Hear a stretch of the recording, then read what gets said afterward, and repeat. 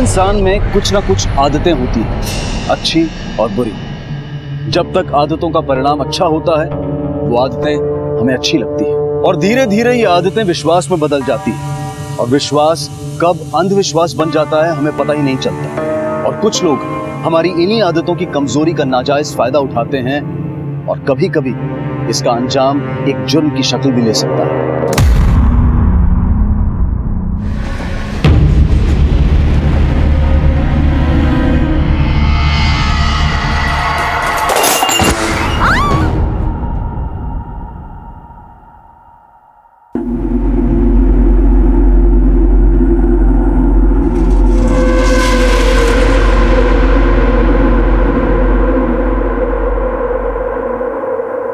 अबे 200 का खाया, 200 का टैक्स, बिल इतना बड़ा चढ़ा के जब मैनेजर को बोला। Mukesh, yes sir. देख उधर रे। जी। ढीला है गेटे, बोलो बोलो। सर सर सर क्या हुआ? क्या है? 200 का खाया, 200 का टैक्स, इधर लिखा हुआ है कि मैं पागल है? लेकिन सर ये जो टैक्स है ये गवर्नमेंट को जाता है, हमें नहीं मिलता है। जास्त डोको खाशील ना तो होटल ला ताला लागेल। सर क्या हुआ? क्या ये 200 का खा ले, 200 का बिल। ठीक है, बाहर बैठ के बात नहीं ना, काय बोलायचं नाही, बिल चेंज करा। हे काय? ठीक है चेंज कर देते हैं। एक सेकंड सर।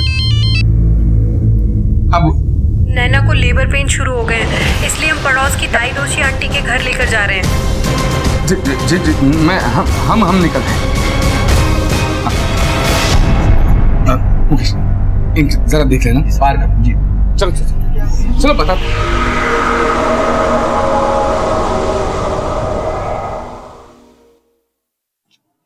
गीता, क्या है? डिलीवरी यहाँ क्यों? हॉस्पिटल नहीं ले जा सकती थी? इमरजेंसी थी इसलिए यहाँ पर ले आए। लेकिन आई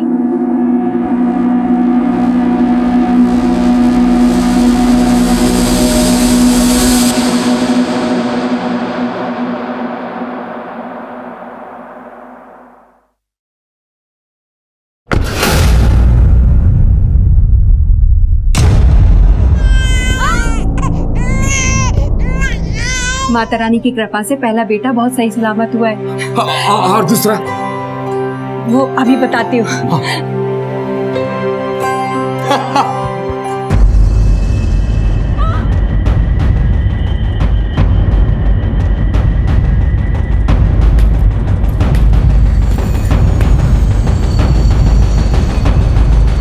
गीता जी, क्या हुआ? साहब माफ कीजिए, मैं एक बच्चे को बचा नहीं पाई। बचा नहीं पाई या मार दिया तूने इस बच्चे को? तुम क्या डॉक्टर हो? यहाँ डिलीवरी कराने की जरूरत क्या थी तुम्हें? मार दिया इस बच्चे को। भैया दूसरे बच्चे की डिलीवरी भी तो इन्होंने कराई है ना? साहब अगर वक्त पर डिलीवरी नहीं करती तो दूसरा बच्चा भी नहीं बचता। चलो नैना को नर्सिंग होम में शिफ्ट करते हैं। नहीं मुझे कुछ नहीं सुनना है, प्लीज नहीं सुननी। मेरी बात सुन, अभी डिलीवरी हुई है, चच्चा और बच्चा दोनों कमजोर है। अगर उन्हें यहाँ से बाहर निकालेंगे तो उन्हें इन्फेक्शन हो सकता है। इन्फेक्शन से दूसरा बच्चा भी मर सकता है। मेरी बात।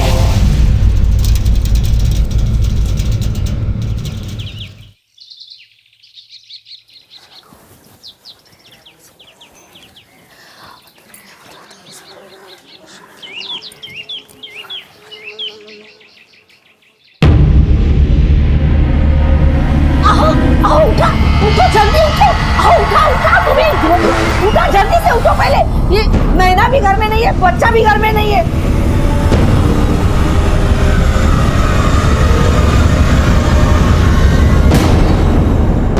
सर इसकी बीवी नैना और उसका बेटा गायब, और हमें शक है कि हमारे पड़ोस में जो दाई रहती है मिसेस जानकी दोषी, उन्हीं ने उनको किडनैप किया।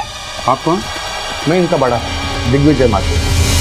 माथुर परिवार की छोटी बहू नैना, जिसे एक इमरजेंसी में पड़ोस की दाई के घर ले जाया गया था, बच्चा पैदा होते ही फरार हो गई थी। आखिर ऐसा क्या हुआ था कि एक दिन के बच्चे को लेकर नैना घर से निकल पड़ी थी? क्या वो अपनी किसी मजबूरी में घर से भागी थी या फिर किसी साजिश का शिकार हुई थी? अरे सर, इससे औरत ने हमारी बहू को किडनैप किया है, बच्चे को छुपा कर रखा है ताकि हमसे पैसा हट सके। नहीं सर, हम लोग ऐसा क्यों करेंगे? उल्टा वो ही हमारे घर से दागिने और पैसे लेके भाग गई है। आप लोग डिलीवरी के लिए उसे यहाँ क्यों लाए थे? सर वो इमरजेंसी थी इसलिए लेकर आए थे। एक्सीडेंट था, पैर फिसल गया और वो गिर गई। सर नैना ने बच्चे को कल ही जन्म दिया था, पता नहीं दोनों किस हाल में होंगे, कहाँ होंगे। साहब, हम बूढ़ा बूढ़ी इस उम्र में किसी को क्यों किडनैप करेंगे? सर, घर की तलाशी के बाद लगता है कि गहनों की चोरी हो गई है। कॉल रिकॉर्ड के साथ साथ नैना की पूरी डिटेल निकलवाओ। इसके घर वालों से फोटो लेके आसपास के लोगों से पूछताछ करो। अगर नैना भागी है तो बच्चे के साथ जाते हुए जरूर उसे किसी ने देखा होगा। जी सर। और आसपास के पुलिस स्टेशन में भी नैना का फोटो सर्कुलेट कराओ ताकि उन्हें कुछ पता चले तो हमें मालूम हो सके। और हाँ, मिस्टर एंड मिसेस दोषी, इन पे नजर रखो। हो सकता है इन्होंने ही नैना को किडनैप कराया और अब जानबूझ के नाटक कर रहे हैं। सर, जैसे पहले बच्चा मर गया वैसे ही बाद में नैना और दूसरा बच्चा मर गए होंगे। और इस दिग्विजय के डर से दोषी मैडम भी हमसे झूठ बोल रही होगी। सर, मैंने आसपास के सभी ज्वेलर्स को बोल के रखा है, अगर कोई भी गहने बेचने के लिए आता है तो तुरंत हमें खबर कर दे। दोषी, किडनैपिंग का तो समझ में आता है, लेकिन नैना घर भागी तो क्यों भागी? ऐसी क्या इमरजेंसी होगी कि डिलीवरी के दूसरे दिन ही वो भागे? सर, हो सकता है कि पति और घर वालों से उसकी बनती नहीं होगी और ये बच्चा सुनील का ना हो, किसी और का हो। नैना का कहीं बाहर अफेयर भी हो सकता है। सर ताबड़े, इस दूसरे बच्चे का डीएनए टेस्ट कराओ, पता करो कि ये बच्चा सुनील का है या किसी और का है। और सुनील पे नजर रखो, अगर ये बच्चा किसी और का है तो सुनील कुछ भी कर सकता है। नैना की फैमिली के बारे में पता करो, कुछ तो है जो हम देख नहीं पा रहे हैं या हमसे छुपाया जा रहा है। Okay sir. पुलिस ने आसपास के इलाके में नैना के बारे में पूछताछ की, लेकिन किसी ने भी उसे बच्चे के साथ भागते हुए नहीं देखा था। और वहीं दूसरी तरफ जब पुलिस ने मामले की छानबीन की तो उन्हें पता चला कि दिग्विजय की 3 बेटियां थीं और अब सारा परिवार सुनील के होने वाले बेटे को लेकर बहुत खुश था। नैना का फोन अब तक ट्रेसेबल नहीं है। मिस्टर एंड मिसेस दोषी के कॉल रिकॉर्ड्स भी बिल्कुल क्लीन है। सुनील पर हमारे खबरी नजर बनाए रखी है, लेकिन सर ऐसा कुछ भी नहीं मिला जिस पर हम शक कर सकें। तावड़े, मेरी गट फीलिंग कहती है कि नैना इस वक्त किसी बहुत बड़े खतरे में है और ये मामला मुझे किडनैपिंग से ज्यादा घरेलू लग रहा है। वरना इस हालत में डिलीवरी के 1 दिन बाद कोई भी औरत अपने बच्चे को लेकर भागने का रिस्क नहीं लेगी। जो परिवार अपने होने वाले बच्चे को लेकर इतने उत्साह में था, लगता नहीं कि उसे कोई नुकसान पहुंचाएगा।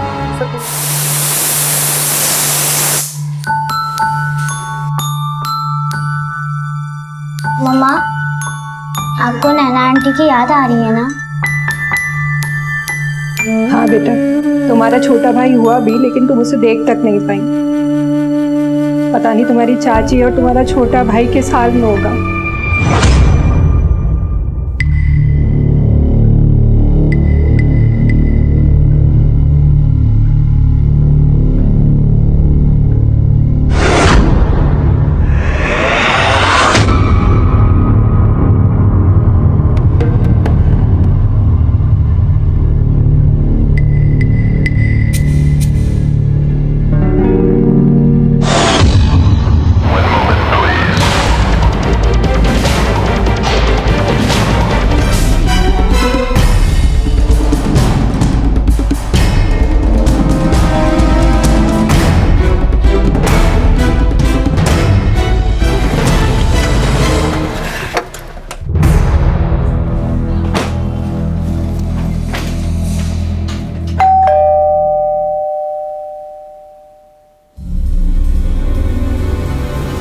घर वाले कहाँ हैं? साहब, घर पे तो कोई नहीं है। तुम कौन हो? नाम क्या है तुम्हारा? मैं इधर काम करती है, माझं नाव सविता। नैना मैडम कैसे गिर गई थी? साहब, इसके बारे में तो मुझे नहीं पता, मैं थोड़ी देर बाद आई थी। नैना मैडम का घर वालों के साथ बर्ताव कैसे था? साहब, सब उनको बहुत मानते थे। नैना मैडम बेटा जो देने वाली थी, वो क्या है ना, बड़े साहब के कोई बेटा नहीं है ना, उनकी सिर्फ 3 बेटियां हैं। उधर है। हेलो बेटा। हेलो। अच्छा, नैना आंटी को गिरते हुए आपने देखा था? कुछ बता सकती हो उसके बारे में? हाँ, चाची गिरी नहीं थी, बुआ ने उन्हें धक्का मारकर गिरा दिया था।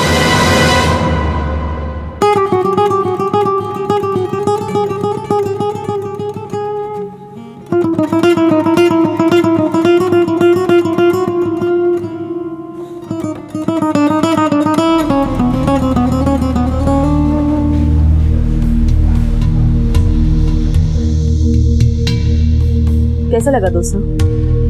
बिल्कुल आपकी तरह स्वीट एंड सॉल्टी। और हमारा ये रेस्टोरेंट कैसा लगा? आपसे थोड़ा कम।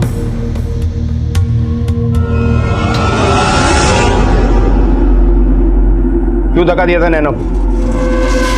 सच सच बताओ कि बात क्या है? अरे हाँ हाँ सुनो, अगली किटी पार्टी याद है ना? बिकिनी थीम, सबको बिकिनी पहन के आना है। इस उम्र में बिकिनी? उम्र हुई होगी तेरी, मैं तो अभी 26 की हूँ। क्या दीदी आप भी, झूठी बोलना था तो थोड़ा सोच के बोलती, 36 भी बोलती तो भी चल जाता। चलो चमको निकलते हैं। निकलते करके चल बाय।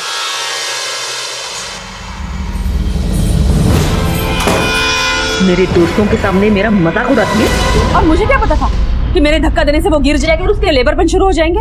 तुम्हारे धक्के की वजह से सिर्फ उसे लेबर पेन शुरू नहीं हुआ, बल्कि उसका एक बच्चा भी मर गया था। आपके पास क्या प्रूफ है कि मेरे धक्का देने की वजह से वो बच्चा मर गया?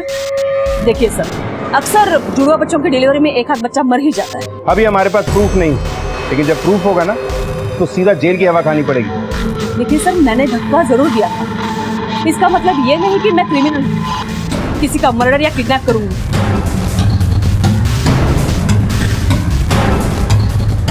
इसके कॉल रिकॉर्ड करो, काफी चालाक करो, इसकी बातों पे भरोसा नहीं कर सकते।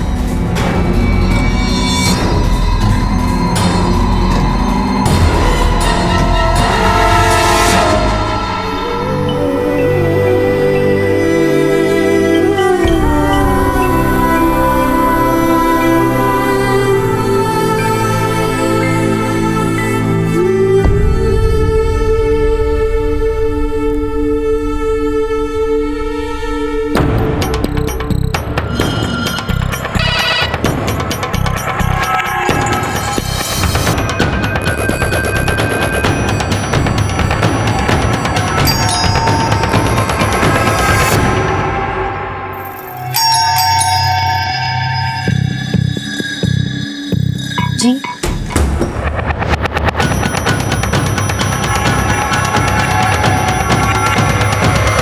सर मैं श्वेता से बहुत प्यार करता था, पर भैया मेरी शादी नैना से करवाना चाहते थे। एक बहुत अच्छी लड़की है नैना, 36 के 36 गुण मिल रहे हैं। मैंने वो लड़की तुम्हारी शादी के लिए फाइनल कर दी है। मैं भैया की बात टाल नहीं सका था सर। और जब नैना को बच्चा हो गया तो किडनैप करवा दिया उसे या मरवा दिया उसे? मैं ऐसा क्यों करूंगा सर? मेरी तो शादीशुदा जिंदगी बहुत अच्छी चल रही थी, मैं तो खुश था कि मैं बाप बनने वाला हूँ, मैं क्यों करूंगा ऐसा? सर हमें नैना से बहुत प्यार है, उसकी बहुत चिंता हो रही है हमें। आप मेरे बच्चे और नैना को ढूंढने में हमारी मदद कीजिए। अच्छा, इतनी चिंता है नैना की, तो श्वेता के घर पे क्या कर रहा था? सर वो अभी तुम जाओ, कुछ भी पता चलेगा तो खबर करेंगे। सर मुझे तो लग रहा है ये सुनील हमसे कुछ छुपा रहा है। नजर रखो इसमें। वैसे इसकी माने तो दिग्विजय को बहुत पड़ी हुई थी सुनील की नैना से शादी। हाँ सर, एक बात गौर की आपने, सुनील से भी ज्यादा दिग्विजय बच्चे के लिए परेशान था, और उस दिन भी वो मिस्टर दोषी के ऊपर कैसे इल्जाम लगा रहा था। अरे सर, इससे औरत ने हमारी बहू को किडनैप किया है, बच्चे को छुपा कर रखा है ताकि हमसे पैसा ऐड सके। नहीं सर, हम लोग ऐसा क्यों करेंगे? बुलाओ उसे। हे भगवान, हे देवा। अरे तू डर मत, मेरा बच्चा? तेरा बच्चा इधर झूले में रखा है। अच्छा तू रुक, मैं पानी लाती हूँ।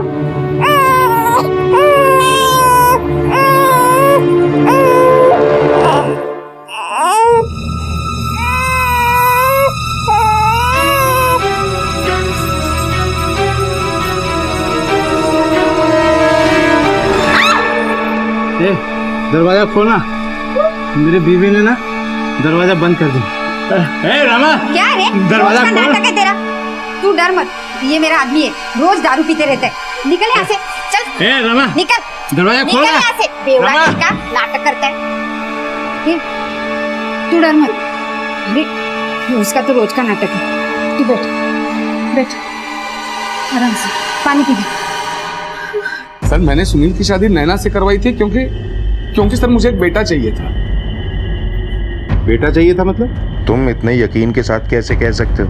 कहीं तुमने अवैध लिंग भेद जांच तो नहीं करवाई थी? जी वो सर, मुझे तो 3 बेटियां ही हैं और मेरी वाइफ गीता अब कंसीव नहीं कर सकती, और मुझे मेरे खानदान के लिए वारिस तो चाहिए था। और शिवनाथ बाबा ने भी बोला था कि नैना की कुंडली में बेटा ही लिखा हुआ है। तुम निसंदेह इस कन्या का विवाह अपने भाई से करवा दो, क्योंकि इस कन्या से पुत्र की प्राप्ति होगी।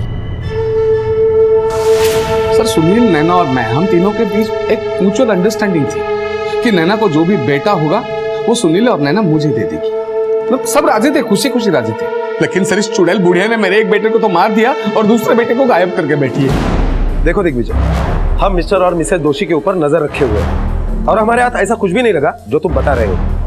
अरे सर, लेकिन नैना और उसका बेटा गायब है, ये तो सच है ना सर? कहीं ऐसा तो नहीं है कि नैना तुम्हें बेटा देना ही नहीं चाहती थी और तुम जबरदस्ती छीनना चाह रहे थे उससे? ऐसा कुछ नहीं है सर, आप चाहे तो सुनील से पूछ लीजिए ना। नैना हमारे साथ बहुत खुश थी, लेकिन जब से हमारा वारिस गायब हो गया, मैं सर प्लीज हमारे वारिस को ढूंढ लीजिए सर। अब जाओ, कुछ भी पता चलेगा तो बताएंगे तुमको। बेटियां आज अंतरिक्ष से लेकर फौज तक अपनी सफलता का परचम लहरा रही हैं, लेकिन बड़े अफसोस की बात है कि आज भी कुछ लोग ऐसे हैं जो बेटे और बेटी के फर्क में उलझे हैं। आज भी लोग बेटियों को अपना वारिस नहीं समझते और बेटे की चाहत में कुछ भी कर गुजरने को तैयार हो जाते हैं। कहीं नैना का बच्चे को लेकर भाग जाना इसी अध्याय की एक कड़ी तो नहीं थी? पुलिस इन सारी घटनाओं को जोड़कर किसी नतीजे पर पहुंचने की कोशिश कर रही थी। सर मुझे नहीं लगता कि इस दिग्विजय को नैना की कुछ फिक्र भी है, उसे सिर्फ वारिस चाहिए। हो सकता है इसने ही नैना को बेटे के लिए गायब किया है और हमें झूठी कहानी सुना है। हो सकता है सर, और ये भी हो सकता है कि मिस्टर एंड मिसेस दोषी इससे मिले हुए हो और गहरे चोरी हो जाने की कहानी बनाकर हमें गुमराह कर रहे हो। होने को तो कुछ भी हो सकता था। इन सब पे नजर रखो और पंडित शिवनाथ के बारे में पता करके कुंडली का रहस्य खुलवाओ। Okay sir.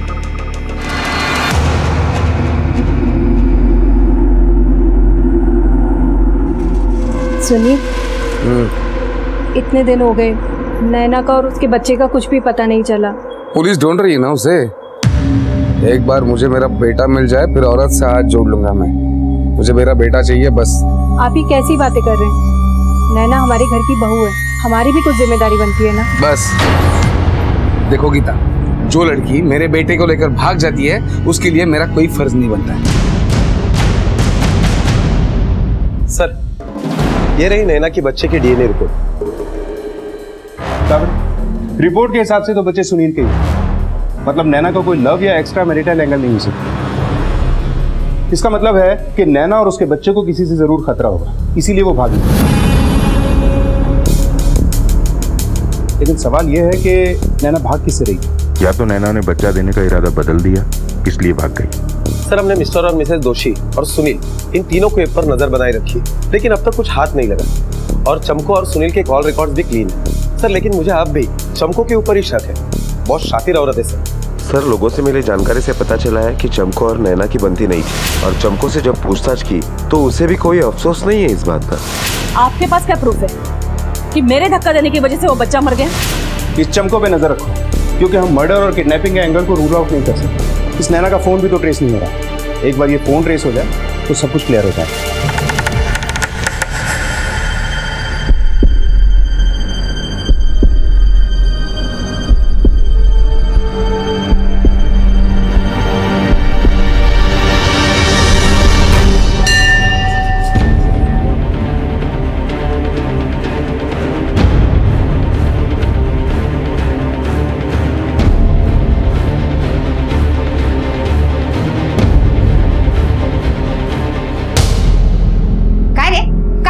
अरे रमा, मैं कितनी दिवस बाहर झोपला है, मैं इन लोग बाहर कर रहा। तू छोड़ रमा, छोड़ बच्चे को। कितना दिन बाहर सो गए? अरे तू निकल इधर से, नाटक करता है दारू पी के। नहीं, चल बाहर निकल।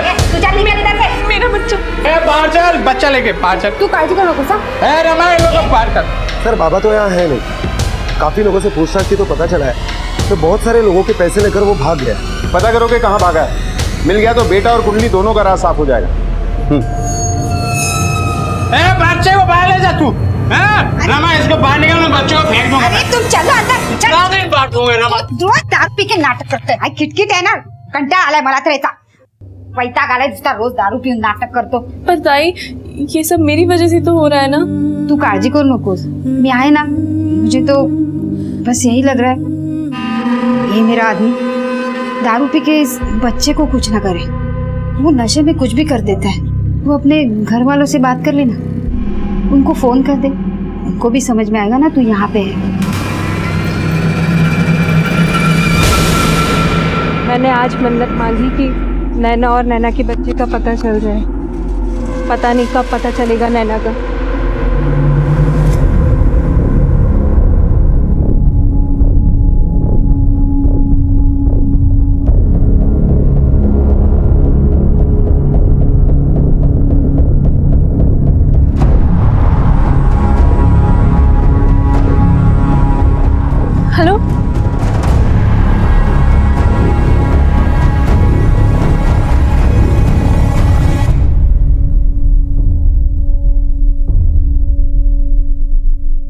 बैग लो।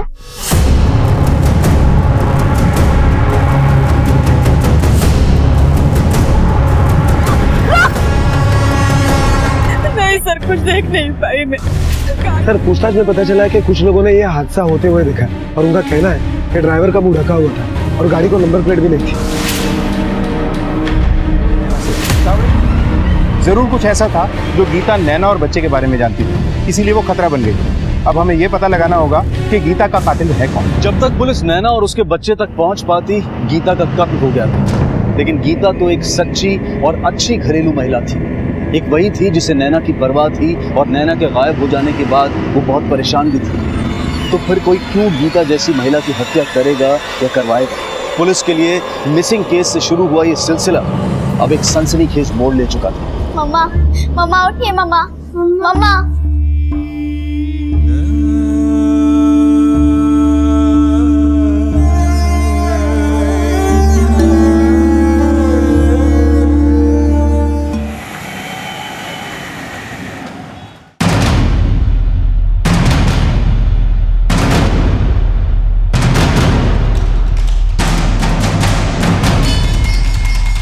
सर, दोषी के पास बहुत माल आ गया है।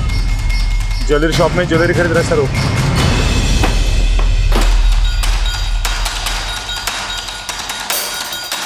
अब गहने छुपाने से कोई फायदा नहीं होगा मिसेस जोशी, क्योंकि हमें पता है कि ये गहने पिछले 1 साल से गिरवी थे।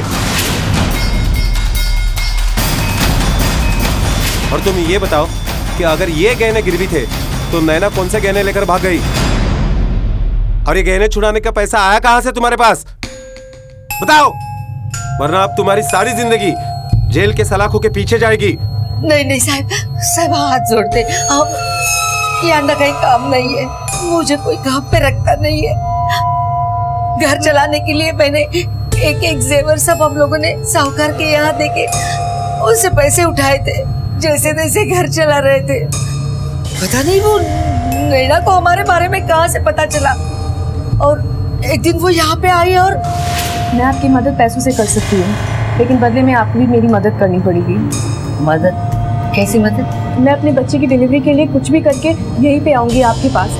आपको ही मेरी डिलीवरी करनी पड़ेगी, और फिर डिलीवरी के बाद मैं अपना बच्चा लेके यहाँ से भाग जाऊँगी। भाग जाऊँगी?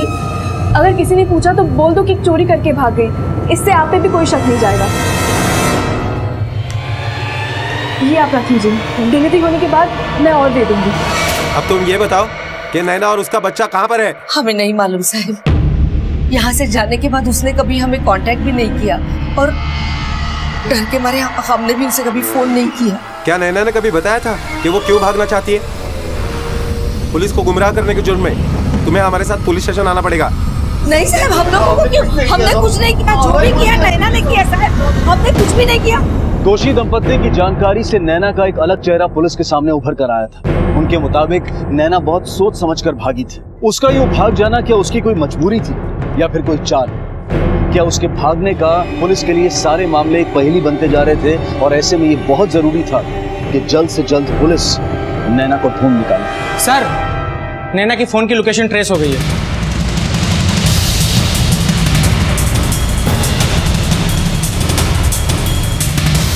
हाँ, पहुंच गए हम लोग। हाँ भाई पर सर, लोकेशन यही। सर्च करो, नैना या उससे जुड़ा कोई सामान मिलता है क्या?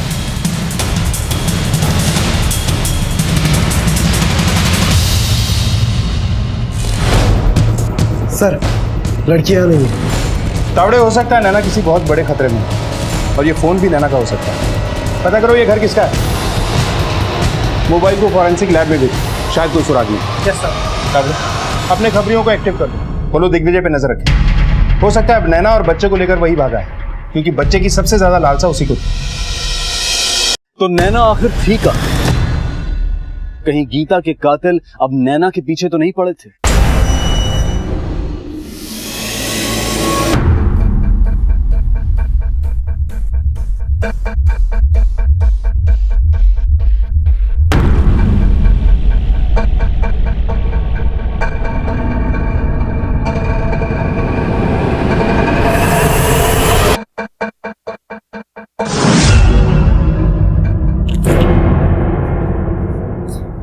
उठ!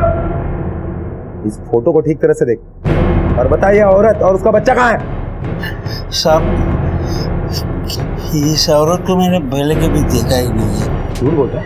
तेरी इस औरत का फोन तेरे खोली में कैसे मिला? मैं 4 दिन से खोली पे गया ही नहीं। क्यों? ओ मैं वो खोली मेरे दोस्त को भाड़े से दिया है। कौन सा दोस्त? अशोक रेस्टोरेंट में काम करता है।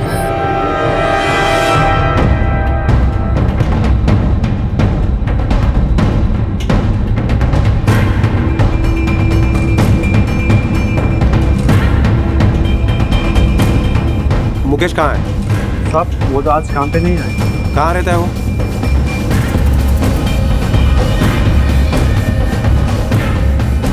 तो मुकेश का घर कौन सा?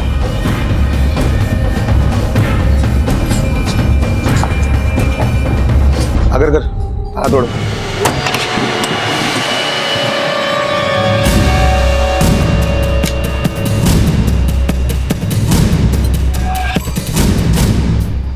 अगर घर की अच्छी तरह से तलाशी लो और तुम आसपास पूछताछ करो कि वो कहाँ गया है। जी सर।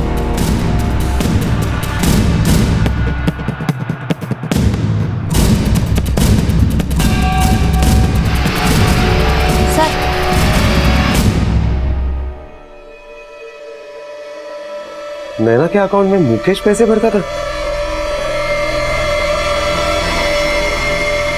कुछ पता चला? सर पड़ोसी ने बताया है, वो अभी अभी यहाँ से निकला है। अगर एक काम करो, rickshaw stand, taxi stand, bus stand, railway station, हर जगह अलर्ट कर दो। वो शहर छोड़ के बाहर नहीं जाना चाहिए। सर गीता को कौन क्यों मरवा सकता? हो सकता है गीता को नैना के ठिकाने के बारे में पता चल गया हो और नैना ने गीता को मरवा दिया, या इस हत्या के पीछे चमकू भी हो सकती है। हो सकता है गीता को पता चल गया हो कि चमकू ने अपनी जेलिस की वजह से नैना को गायब किया। इस चमकू पे नजर रखो।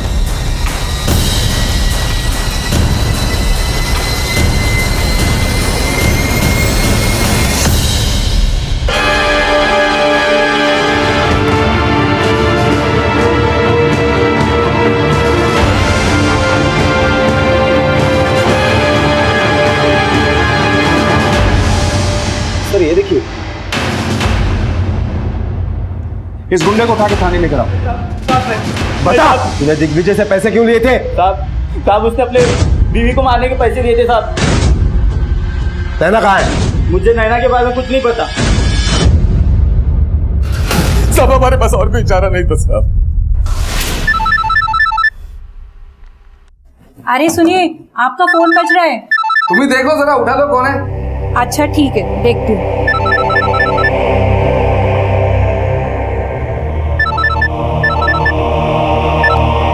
साहब वो नैना तो भाग गई, मार नहीं पाए हम उसे।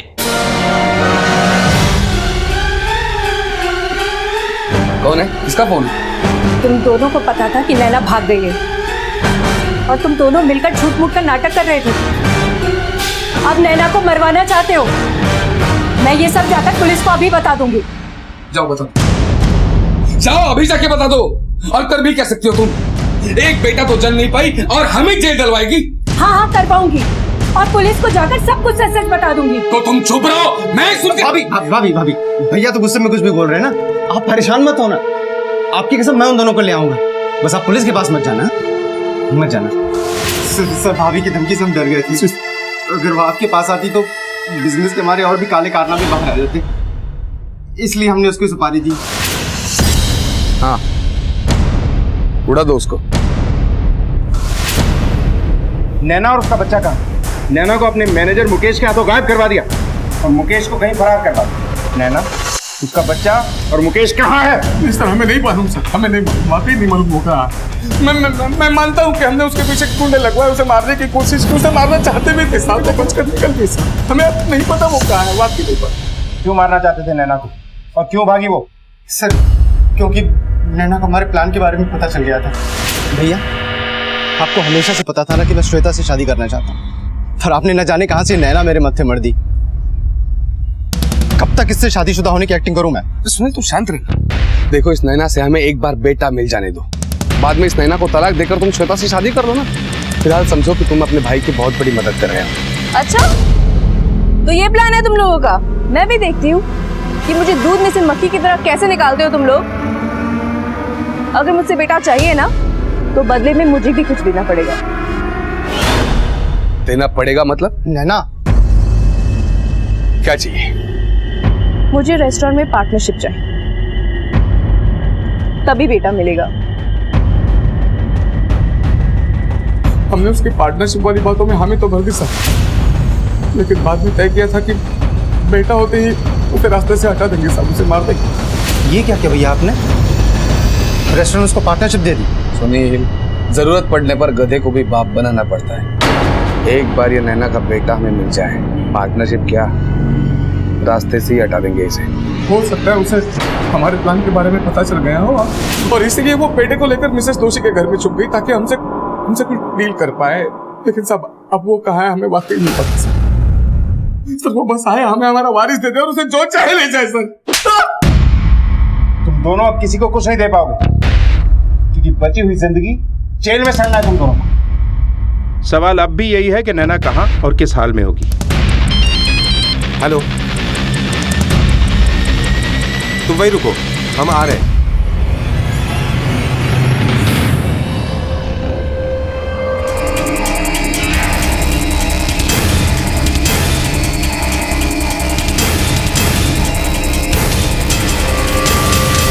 मैं आपको सच सच बताता हूँ, सब नैना जो थी एक नंबर की लालची थी साहब। मेरे पैसों पे पली और अब मेरे पैसों पे कब्जा करना चाहती थी। सब हमें पता है कि शादी से पहले तू नैना का खर्चा उठाता था। तेरे कौन से पैसे पे कब्जा कर रही थी वो? वो रेस्टोरेंट के पार्टनरशिप के पैसे साहब, जो दिग्विजय सर के साथ मेरी बात हुई थी। ये लड़की मेरी मौसेरी बहन है और अनाथ भी है। इस लड़की की शादी अपने सुनील सर से करवा दो सर, और उन दोनों से जो बच्चा होगा ना सर, उसे आप अडॉप्ट कर लो, क्योंकि सर इसके कुंडली में साफ साफ लिखा हुआ है लड़का ही होगा। अगर सर आपको भरोसा नहीं है तो आप शिवनाथ बाबा के पास जाकर चेक करवा लो। अगर इससे बेटा होता है तो तू जो भी मांगेगा ना मैं तुम्हें दे दूंगा। सर मुझे इस रेस्टोरेंट में पार्टनरशिप चाहिए। सर दिग्विजय सर बच्चे के लिए पागल हो गए थे और ऊपर से अंधविश्वासी भी थी। मैंने शिवनाथ बाबा को बोल के झूठी कुंडली बताई और दिग्विजय सर को उनसे मिलवाया। इस तरह से साहब मैंने उनको अपने जाल में फंसा। लेकिन सर दिग्विजय साहब बहुत बड़े धोखेबाज निकले। सर अब तो आपको बेटा भी होने वाला है, तो सर वो पार्टनरशिप के पेपर पे साइन कब करोगे आप? थोड़े दिन रुक जाओ, एक और पार्टनर भी जुड़ना चाह रहा है, उसे रास्ते से साफ करके तुम्हें बता दूंगा। बच्चा पैदा होते ही नैना भाग गई। मुझे लगा सब चौपट हो गया, मेरी पार्टनरशिप गई। आपके आने के बाद मैंने शिवनाथ बाबा को बोला कि आप शहर छोड़ के चले जाएं। लेकिन सर मेरी किस्मत अच्छी थी, नैना ने 10 दिन के बाद मुझे फोन किया। हेलो हेलो मुकेश भैया। नैना तू कहाँ है? मुकेश भैया वो दिग्विजय और सुनील ने मेरे पीछे गुंडे छोड़ रखे हैं। मैंने उनका सारा प्लान पहले ही सुन लिया था। वो चाहते कि वो मुझे मार के मेरे बच्चे को लेके जाए। मैं आपको बाकी की बातें घर ही आके बताती हूँ। नहीं, तू मेरी बात सुन, तू मेरे घर पे मत आ।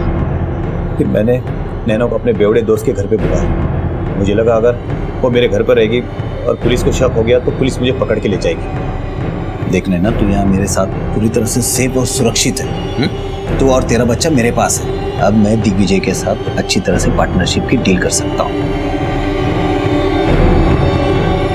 पार्टनरशिप की डील? हाँ, रेस्टोरेंट की पार्टनरशिप की डील। नैना क्या हुआ, बता तो। कहीं आपने मेरे बच्चे के बदले की रेस्टोरेंट की पार्टनरशिप की डील तो? हाँ, उन्होंने ऐसी डील मेरे साथ भी की थी। यही तो था उनका प्लान, मुझे मार के मेरा बच्चा और रेस्टोरेंट दोनों हड़पना चाहते थे। बड़ा आपको पार्टनरशिप की डील देंगे, शादी मैं करूं, बच्चा पैदा मैं करूं और जिंदगी भर खाएंगे मलाई आप। ऐसा तो बिल्कुल नहीं होगा। डील तो मैं ही करके रहूंगी। एक और पार्टनर भी जुड़ना चाह रहा है, उसे रास्ते से साफ करके तुम्हें बता दूंगा। नैना एक बच्चे को नीचे रखो, हम बैठ के बात करते हैं। एक बच्चे को नीचे रखो, हम बात करते हैं ना। नैना एक बात बता, वो पार्टनर तुम थी जिसकी वजह से दिग्विजय ने मुझे पार्टनर बनने से मना कर दिया था? हाँ।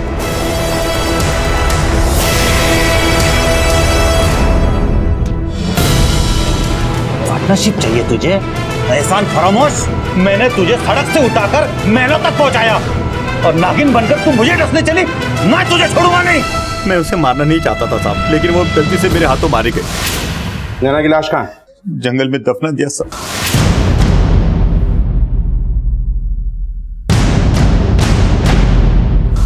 और बच्चा? बच्चे को भी फेंक दिया? नहीं साहब, बच्चों को मैंने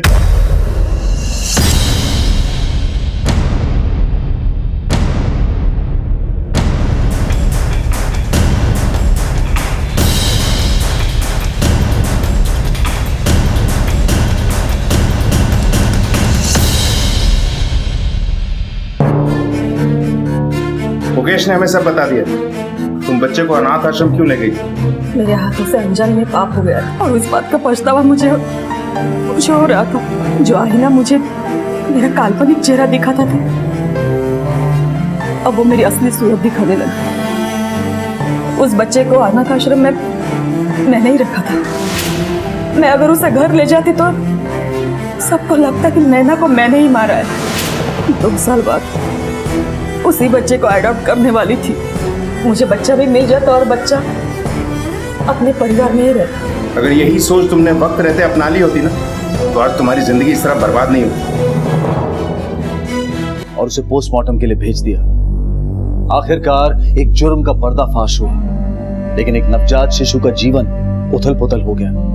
उसे खबर तक नहीं थी कि उसकी मां अब इस दुनिया में नहीं रही और उसके परिवार वाले जेल की सलाखों के पीछे। वो बच्चा इस खानदान का वारिस होकर भी लावारिस रह गया। बुरी आदतों से पनपा ये विश्वास और अंधविश्वास का खेल स्वार्थ की तरफ ले गया और अंत में जुर्म के बीज बो गया। हमें अपनी आदतों पर नजर रखनी चाहिए। समय समय पर मूल्यों और नैतिकता के मापदंड पर उसे आंकना चाहिए। हमारी रोजमर्रा की बुरी आदतें कब हमें अपना शिकार बना लें, ये पता ही नहीं चलता। इसलिए बेहद जरूरी है कि हम अच्छी आदतें अपनाएं और बुरी आदतों की जंजीरों को तोड़कर सही मायनों में खुद पर आजादी पाएं। तूने साबित कर दिया कि तू हमारे लिए कुछ भी कर सकता है।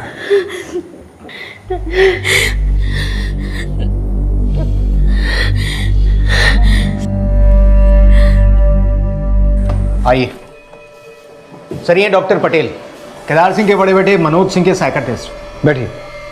सर, मनोज पिछले 2 साल से इस गिल्ड से बाहर ही नहीं आ पा रहा है कि वो अपनी पत्नी को उसके जीते जी खुश नहीं रख पाया। मनोज की वाइफ कविता को हुआ क्या था? सर, उसे कैंसर था और मनोज को ड्रिंक करने की हैबिट थी और इसी वजह से दोनों का झगड़ा होता था। लेकिन कविता को खोने के बाद मनोज ट्रॉमा में चला गया और उसकी हालत ऐसी हो गई कि वो किसी से बात तक नहीं कर पाता था। तो अब उसकी मेंटल कंडीशन कैसी है? मतलब इतना वायलेंट होता है कभी कभी कि किसी को नुकसान पहुंचाए? सर, पहले वो वायलेंट हुआ करता था, पर किसी और पे नहीं बल्कि खुद को ही हार्म पहुंचाने की कोशिश करता था। तो आपको कभी ऐसा नहीं लगा कि उसे मेंटल असाइलम में भेजना चाहिए? सर, मुझे बिल्कुल ऐसा लगा कि उसे मेंटल असाइलम भेजना चाहिए और इसी सिलसिले में मैंने उसके फादर के साथ बात भी की थी, पर मनोज की मदर उसे अपने पास ही रखना चाहती थी। इसलिए मैंने उन दोनों को ये बात सजेस्ट की कि मनोज को किसी ऐसे रूम में रखा जाए जहाँ पे ऐसी कोई चीज़ ना हो जिससे वो अपने आप को ही हार्म पहुँचा सके। तो आप मनोज का इलाज करने के लिए उनके घर जाते हैं? जी सर, वैसे वो लोग उसे कहीं बाहर लेकर जाते नहीं हैं। हाँ, कभी कभार मनोज का टेस्ट वगैरह करवाना होता है तो मनोज की मदर और उनका ड्राइवर उसे साथ लेकर यहाँ आ जाते हैं हमारे हॉस्पिटल में। ड्राइवर रहमत खान? जी वही। अच्छा, इस रहमत खान के बारे में कुछ जानते हैं आप? सर, ऐसा कुछ खास तो नहीं जानता, लेकिन हाँ आजकल वो हॉस्पिटल रेगुलरली आ रहा है और डॉक्टर राणा से मिल रहा है। डॉक्टर राणा वो भी साइकियाट्रिस्ट हैं? नहीं सर, वो हमारे हॉस्पिटल में सर्जन है। सर्जन? जी सर। तो रहमत खान उनसे क्यों मिल रहा है? इस बारे में तो मुझे कोई आइडिया नहीं है। लाइबा लाइबा लाइब सुनो, लाइबा लाइबा लाइब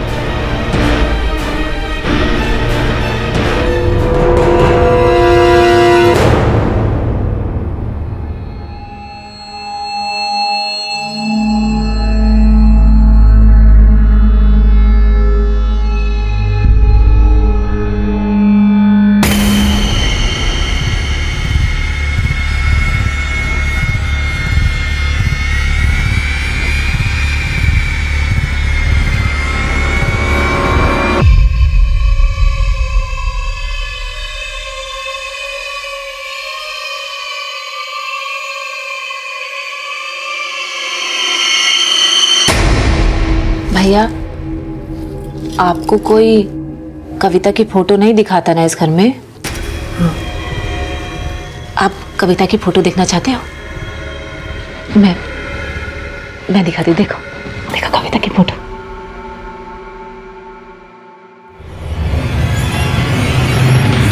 इंदु, तू पागल हो गई है? ये तू हालत देख रही है इसकी, और ये क्या कर रही है तू? जिसकी वजह से इसकी ये हालत हुई है उसको जाके समझाओ, अपने उस शैतान पति को। और हाँ, उसे कह देना अगर उसने फैक्ट्री में हमें हिस्सा नहीं दिया ना तो मनोज भैया की तरह सबकी दुखती रग पे हाथ रखेंगे हम। सर, ये मनोज के वाइफ कविता के मेडिकल रिकॉर्ड्स, उसकी डेथ नेचुरल थी। अगर कविता की मौत नेचुरल थी तो मनोज को ऐसा क्यों लगता है कि कविता की मौत उसकी वजह से हुई? शर्मा, डॉक्टर पटेल ने हमें बताया था कि रहमत खान आजकल किसी सर्जन से मिल रहा है, डॉक्टर राणा से। लेकिन हाँ, आजकल वो हॉस्पिटल रेगुलरली आ रहा है और डॉक्टर राणा से मिल रहा है। और जिस रात बुलबुल गायब हुई, रहमत खान ने केमिस्ट से इंजरी से रिलेटेड दवाइयाँ खरीदी थी। शायद डॉक्टर राणा और रहमत खान की मुलाकात का राज बुलबुल की इंजरी से हो, और जिसकी वजह शायद मनोज हो। Excuse me sir. Hello.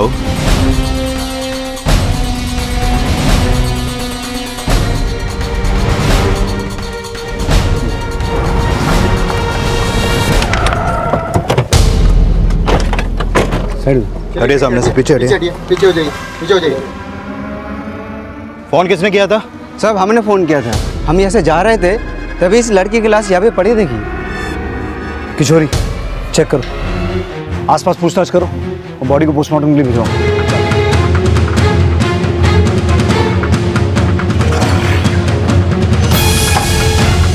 Laiba कहाँ है? घर पे आई नहीं लाइबा? नहीं आई मतलब? आप ही के साथ तो गई थी और आप ही हैरान हो रहे हो। हम आपको बताते, आप चलो।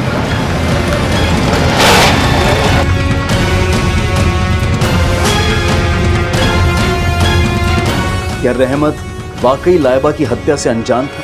पुलिस ने जब रहमत के परिवार को लाइबा की हत्या के बारे में बताया, क्या रहमत का शक सही था या फिर इसके पीछे भी केदार सिंह की कोई साजिश छिपी थी?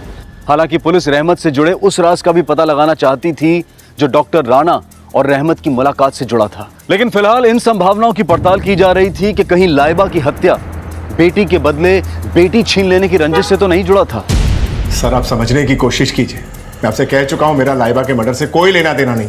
लेकिन तुम्हें तो यही लगता है ना कि बुलबुल को रहमत ने गायब किया, तो हो सकता है उसकी बेटी को मारकर तुमने उससे अपना बदला लेने की सोची।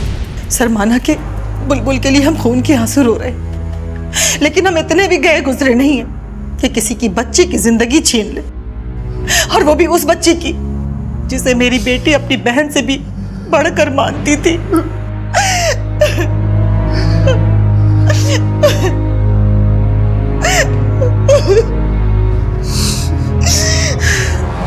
सर, पता चला था कि बुलबुल का बाप लाइबा के धर्म से भी नफरत करता है। सर, कहीं बुलबुल के गायब होने का चक्कर इन सब से जुड़ा? मुझे नहीं लगता शर्मा कि बुलबुल के गायब होने से इनका कोई लेना देना है, लेकिन लाइबा के मर्डर में बुलबुल के मदर या फादर दोनों का हाथ हो सकता है। पता लगाओ, लाइबा की हत्या के दौरान ये दोनों कहाँ थे और उस वक्त रहमत कहाँ था। लाइबा ने रहमत खान की मर्जी के खिलाफ केदार सिंह के बेटे मनोज के बारे में बोला। वो घर में ना वो लोग किसी को एक कमरे में बंद रखते हैं। हो सकता है लाइबा कोई और राज भी जानती हो जो उसकी हत्या की वजह बना। देख, मैंने खास तेरे लिए बनाया, ये ले। मनोज, ले बेटा। नहीं खाना हमको। क्यों? हमने मारा ना उसको।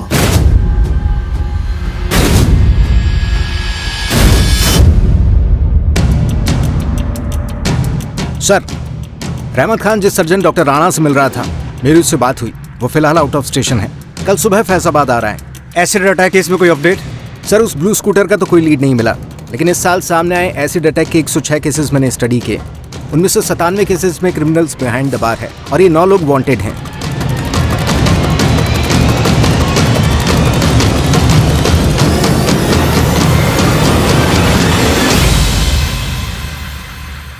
प्रीति और शिल्पी पर जिन एरियाज में एसिड फेंका गया था, लाइबा और रहमत खान को अबू सराय में एक साथ देखा गया था। लाइबा सर वहाँ के स्त्री वाले ने दोनों की फोटो आइडेंटिफाई भी की है और उसने ये भी बताया कि रहमत खान उसे रोकने की कोशिश कर रहा था, लेकिन लाइबा वहाँ से चली गई। सर अबू सराय में तो केदार सिंह का घर भी है, क्योंकि लाइबा ने उन पर ही शक जताया था। अगर लाइबा की हत्या में केदार सिंह की फैमिली का हाथ है तो ये राज रहमत खान भी जानता होगा। लेकिन सर रहमत खान ने तो खुद बुलबुल के पेरेंट्स पे शक जताया था। रहमत खान केदार सिंह की फैमिली का वफादार है।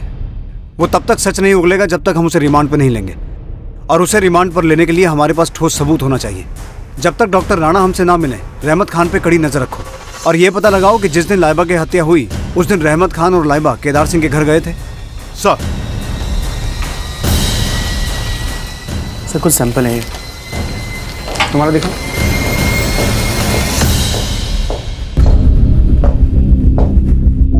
हिंदू दीदी, जाओ तुम यहाँ क्या कर रही हो? अरे बाबूजी तो कह रहे थे कि यहाँ की पैकेजिंग यूनिट की हवाओं में भी मसाले उड़ते हैं। वो कहा इसीलिए हम वो गॉगल लगा कर आए, लेकिन हम अभी पैकेजिंग यूनिट से ही आ रहे हैं, वहाँ तो कोई मसाले नहीं उड़ रहे थे। खैर अब हम रोज ऑफिस आएंगे और बाबूजी की कुर्सी पर ही बैठेंगे। जबरदस्ती बिजनेस में घुसना चाहती हो तुम? घर जाके मालपुआ बना के खाओ ना आराम से। और वैसे भी बाबूजी हमको कौन सा बिजनेस पार्टनर बना लिए, तनख्वाही तो देते हैं। अब तुम ठहरे भोंदू, तो क्या हम भी भोंदू बन जाए? ये ऊंधू भूंदू वाली लेना, जाके अपने हस्बैंड को बोलो, वही सुनेगा तुम्हें। हम जानते हैं कि वो भोंदू है, लेकिन आज से इस ऑफिस की धनिया मिर्ची हल्दी इंदू के नाम से ही बिकेगी, समझे? दीदी क्यों तमाशा करते हुए जा रहे हैं यहाँ पे? तुम जाओ घर पे बात करेंगे। हम तमाशा बना रहे हैं? हिम्मत रख खान, औलाद है तू। बेटी तो मोम जैसी थी भैया जी, इन हाथों से खिलाया उसे। खान अब होने को कोई नहीं डाल सकता, लेकिन भरोसा रख, उस बुलबुल के बाप को हम अंदर करवाएंगे जरूर। ये कुछ पैसे रख ले। नहीं भैया, गदाला के नाम पे एफडी करवा दो।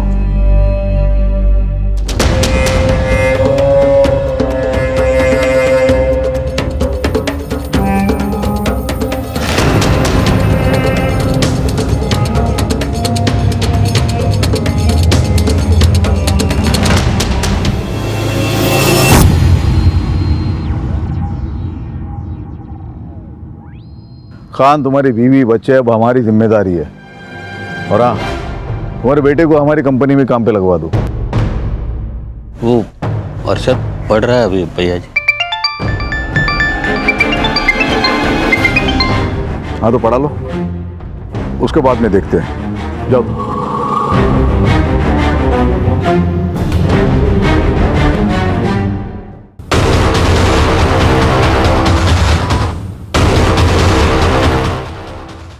बाबूजी, इंदू ने मेरे साथ ठीक नहीं किया बाबूजी। अरे पर हुआ क्या है तो बता। अरे पूरे ऑफिस के सामने मेरे मुंह पे मिर्ची का पाउडर मार के गई है वो। तो तू भी कार्तिक की तरह फंस हो गया ना इंदू से। आने दे उसे, हम बात करते हैं।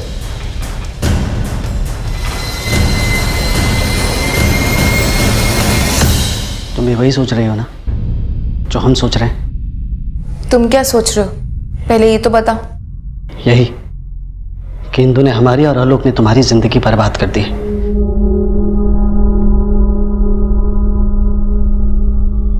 इन दोनों बहन भाइयों ने जिंदगी बर्बाद कर दी हमारी। एक झूलन देवी तो दूसरा मालिया।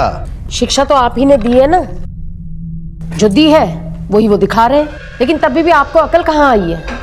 अब आप अपने नवासे को अपने जैसा बनाना चाहते हैं। अरे पैदा तो तुम ही की थी ना उन निकम्मों को, और हमारे नवासे को हम हमारे जैसा नहीं बनाएंगे तो क्या तुम्हारा पागल बेटा हमारा बिजनेस संभालेगा? असली चिराग वही है, लेकिन आपने कभी उसकी कद्र नहीं की। अरे काय का चिराग, सबसे बड़ा बोझ है वो हमारा।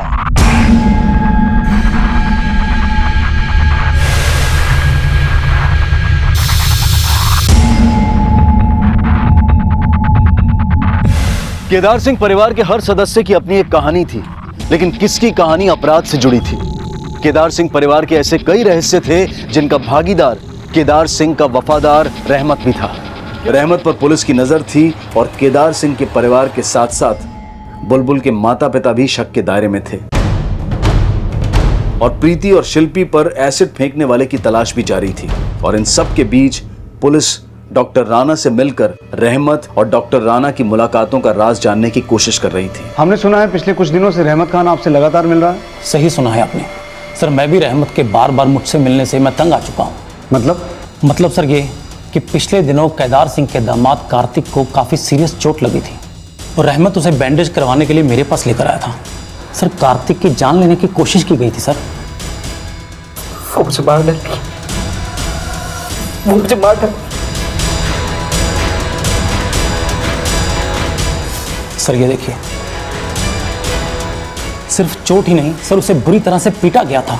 तब मैंने देखा कि उसकी बॉडी पर कुछ कुछ पुराने घाव भी थे, इसलिए मैंने ये फोटो संभाल के रखे। सर कार्तिक की बीवी ही कार्तिक को मारती थी। मैं तो पुलिस को इन्फॉर्म करना चाहता था, लेकिन रहमत ने केदार सिंह को फोन लगाकर मुझे दे दिया। ए डॉक्टर, अपना मुंह बंद रख और चुपचाप इलाज कर उसका। फालतू में बतंगड़ क्यों बना रहा है? लेकिन केदार सर, हम जानते हैं हमारी बेटी ने पीटा है उसको, लेकिन हमारा दामाद भी कुछ कम नहीं है। तू इलाज चालू रख। सर वहां पर कार्तिक की किसी को नहीं पड़ी है। उतनी चोट लगने के बावजूद सिर्फ रहमत ही कार्तिक को मेरे पास लेकर आया। सर मैं तो तब भी पुलिस को बुलाना चाहता था, लेकिन कार्तिक ने ही मुझे पुलिस को इन्फॉर्म करने के लिए मना कर दिया। जाने दीजिए डॉक्टर साहब, पुलिस आएगी तो लोग यही कहेंगे कि अपनी बीवी से पिटता। सर कार्तिक की बॉडी में अब तक हेयरलाइन फ्रैक्चर है। उसकी मेडिसिन के सिलसिले में ही रहमत मुझसे मिलता रहता है, लेकिन मैंने रहमत से कह दिया है कि अगर इन फ्यूचर कार्तिक को कुछ भी हुआ तो सबसे पहले जेल में उसको ही भिजवाऊंगा, क्योंकि रहमत ने ही कार्तिक को धमकाया था कि वो मुझसे पुलिस को ना बुलाने के लिए कहे। इसके साथ तुम्हें जो भी करना है अपने बेडरूम में जाके करो, सबके सामने तमाशा मत करो। और आपने जो हमारा तमाशा बनाया उसका क्या? छोड़ो हमें। अभी तो बिजनेस में हिस्सा देने से मना किया है, अगर यही रवैया रहा तुम्हारा तो प्रॉपर्टी और घर से बेदखल कर दूंगा। वैसे ही बहुत लोगों की हाय लगी है आपको। अगर हम आप पे चढ़ गए ना तो आपका क्या हाल होगा आप जानते हैं ना। हिस्सा से निकालेंगे। सर अब तक हम मान रहे थे कि डॉक्टर राणा और रहमत खान की मुलाकात का राज बुलबुल की मिसिंग केस से जुड़ा होगा, लेकिन यहाँ तो इंदु और कार्तिक की कहानी सामने आई है। इनकी कहानी भी पता कर लेंगे शर्मा, लेकिन समझना यह भी होगा कि बुलबुल के गायब होने का कनेक्शन वाकई केदार सिंह और उसकी फैमिली से जुड़ा है या फिर रहमत खान से या फिर मालिक नौकर दोनों से। और लाइबा का मर्डर किसने किया? सर पोस्टमार्टम रिपोर्ट के मुताबिक लाइबा की हत्या शाम 5 से 6 बजे के बीच हुई, लेकिन उस वक्त बुलबुल के पेरेंट्स का क्राइम सीन पे मौजूद होने का कोई क्लू अभी तक हमें नहीं मिला है। और सर उनके पड़ोसियों का भी कहना है कि उस दौरान वो दोनों अपने घर में ही थे। लेकिन ये साफ है कि लाइबा की हत्या से पहले लाइबा और रहमत खान ये दोनों केदार सिंह के घर पे गए थे। सर लेकिन इस बार की पूछताछ में उन दोनों का केदार सिंह की कंपनी केएस स्पाइस से कनेक्शन जरूर सामने आया है। सर मैं केएस स्पाइसेस में जॉब का इंटरव्यू देने गई थी एक बार, लेकिन सर वहाँ से मुझे कोई कॉल नहीं आया। सर केएस स्पाइसेस वाले टीवी का एक ऐड बनाने वाले थे और एक कोऑर्डिनेटर के थ्रू मैं उसमें एक्टिंग करने के लिए फाइनल भी हो गई थी, पर बाद में पता चला कि अब वो ऐड नहीं बनाना चाहते। लेकिन उनके केएस स्पाइसेस से कनेक्शन का उन पर हुए एसिड अटैक से क्या कनेक्शन हो सकता है? सर कनेक्शन का तो पता नहीं, लेकिन उन दोनों ने कहा कि उनकी केएस स्पाइसेस में जो भी मीटिंग हुई वो केदार सिंह के बेटे आलोक से हुई। लेकिन सर उन्होंने आलोक पर कोई शक नहीं जताया। सर प्रीति और शिल्पी का केदार सिंह के बिजनेस से कनेक्शन था। बुलबुल और लाइबा केदार सिंह की बहू ऋचा सिंह से डांस सीखती थी। सर 4 विक्टिम लड़कियों का एक ही फैमिली से कनेक्शन होना कोई इत्तेफाक तो नहीं हो सकता। लेकिन इन चारों विक्टिम्स में से एक का मर्डर, एक गायब और 2 पर एसिड अटैक। अब ये बात अभी भी अंदाजे पर ही टिकी हुई है कि बुलबुल और लाइबा के केस का इन दोनों एसिड अटैक से कोई कनेक्शन है या फिर ये एसिड अटैक का केस अलग है। प्रीति, शिल्पी, बुलबुल और लाइबा, मान लो कि इन चारों का केस कनेक्टेड है, तो इन चारों के केस में एक ही चीज कॉमन है, वो है ऋचा सिंह का पति आलोक सिंह। क्योंकि प्रीति और शिल्पी की आलोक सिंह से ही मीटिंग हुई और आलोक की ऋचा के स्टूडेंट लाइबा और बुलबुल से बोलचाल भी थी। इस आलोक सिंह की पूरी इंफॉर्मेशन निकालो और इस सिंह परिवार के जितने भी सदस्य हैं सबके बारे में अच्छे से पता करो। सर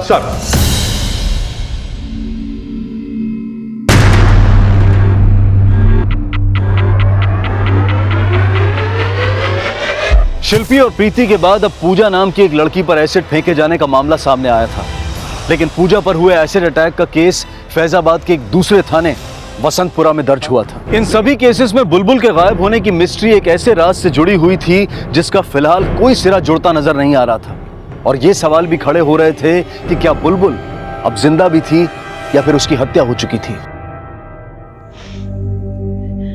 बुलबुल को देखे हुए 15 दिन हो गए। कभी कभी तो ये सोच के दिल बैठ जाता है कि कहीं वो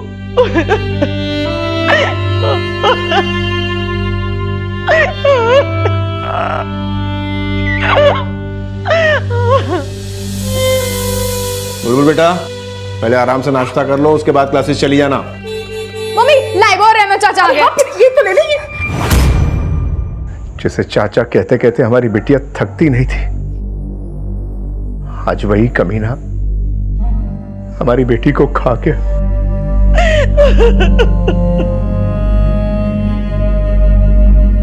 अब्बू, मैंने कभी भी आपको रहमत अब्बू या खान अब्बू करके बुलाया है? नहीं ना?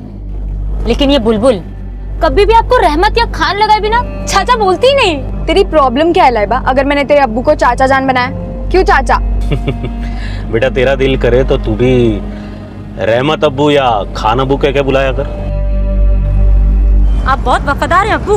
अपने मालिक के लिए अपनी बेटी को पराया कर दिया। नहीं बात करनी हमें। लाइबा मेरी बात सुनो। लाइबा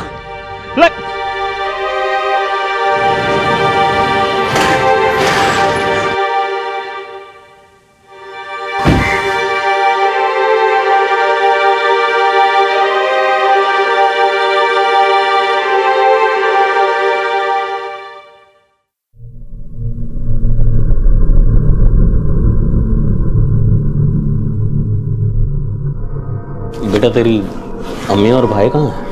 अरशद भाईजान तो अभी कॉलेज से ही नहीं आए और अम्मी बाजार गई हैं।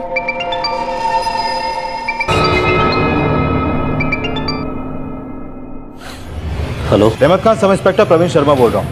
थाने आ जाओ, सर ने बुलाया। अरे बेटा हम जरा काम से बाहर जा रहे हैं, तुम यहीं बैठना दरवाजा बंद करके। हाँ हम आ रहे हैं। पर अब्बू आप कब आएंगे? पता नहीं बेटा, खुदा जाने कौन सी कयामत आई है।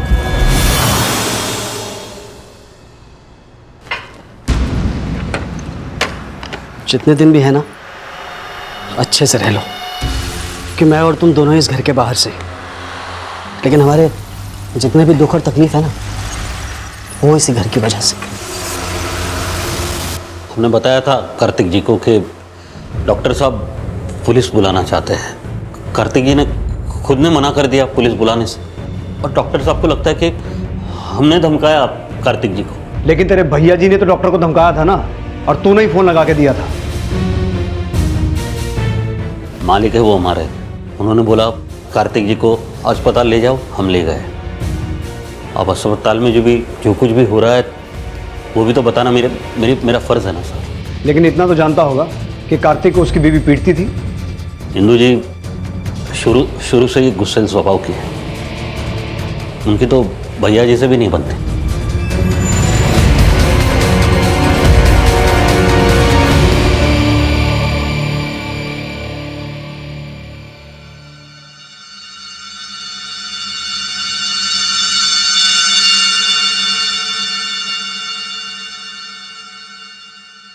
ये कार्तिक तेरे भैया जी का घर जवाई क्यों बना?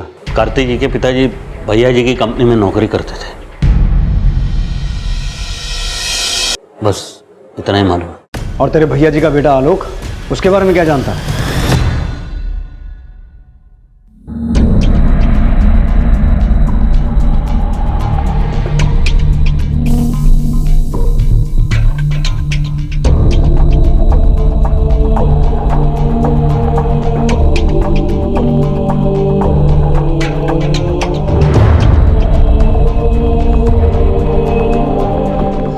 कहीं ऐसा तो नहीं कि बुलबुल के गायब होने में उसी का हाथ हो और उनके कहने पे झूठ बोल रहा है तू? बुलबुल के साथ हमने कुछ नहीं किया, हमने उसे सही सलामत उसके गली के बाहर छोड़ा था। और लाइबा? लाइबा की मौत से पहले उसको अपने भैया जी के घर क्यों लेके गया था? चुप क्यों हो गया खान? कहीं अपने भैया जी से वफादारी निभाने के चक्कर में अपनी बेटी को मार तो नहीं दिया? सब लाइबा की हत्या में बुलबुल के अबू का हाथ है साहब।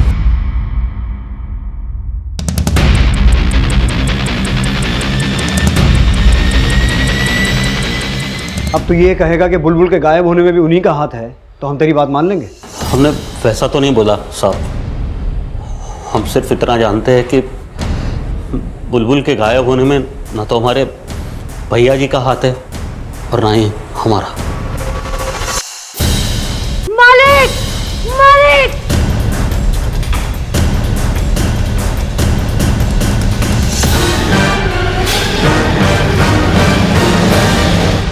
सनी! सनी!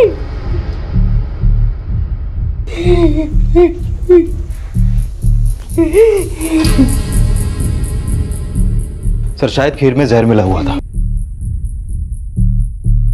इस कमरे में और किचन में जो भी खाने का सामान और बर्तन है सबको फोरेंसिक जांच के लिए भेजो और बॉडीज को पोस्टमार्टम के लिए भेजो। Okay sir. साहब, कार्तिक भैया ने अपनी खीर खुद ही परसी थी और वो खीर तो घर के सब लोगों ने खाई। पता नहीं उनकी खीर में कैसे जहर आ गया। कैसे मतलब क्या? किसी ने तो मिलाया ही होगा ना। सर मुझे बिल्कुल आइडिया नहीं है किसने की और कैसे उनके खीर में पॉइजन मिला है। सर मुझे लगता है शायद कार्तिक जी ने खुद वो जहर मिलाया था। वो खुद क्यों जहर मिलाएगा? सर वो अपनी जिंदगी से तंग आ गए थे, यहाँ उनकी कोई इज्जत नहीं करता था और उनकी बीवी तो सबके सामने उन्हें पीटती थी। सर शायद वो ये बर्दाश्त नहीं कर सके। कार्तिक ने हताशा में खुद को और शायद बदला लेने के लिए इंदु को मार दिया, लेकिन अपने बेटे सनी को जहर क्यों दिया? कुछ समझ में नहीं आ रहा है। उस कमीने को खुद को मारना था तो हमारे नवासे को क्यों मारा? मरी तो आपकी बेटी भी है केदार सिंह जी, उसके मरने का दुख नहीं है? दुख तो है पर उसी ने उकसाया होगा कार्तिक को यह सब करने के लिए। बरसों से अपने तलवों के नीचे दबा के रखा था कार्तिक को। लेकिन आपने भी तो कार्तिक को घर जवाई बना के रखा हुआ था। कार्तिक को इंदु के पापा ने घर जवाई बनाया, पर वो तो हमारे खानदान का दाग बन गया। दाग मतलब? साहब ये जहर देने की हरकत उसने की, इससे तो हमारे परिवार की बदनामी होगी ना।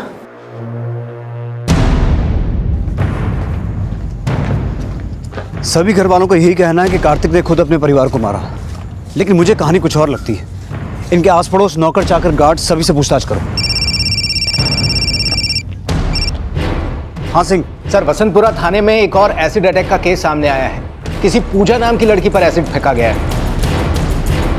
वसंतपुरा पुलिस स्टेशन जाओ और पता लगाओ इस पूजा नाम की लड़की का हमारे पास आए केसेस से कोई रिलेशन है क्या? Yes sir.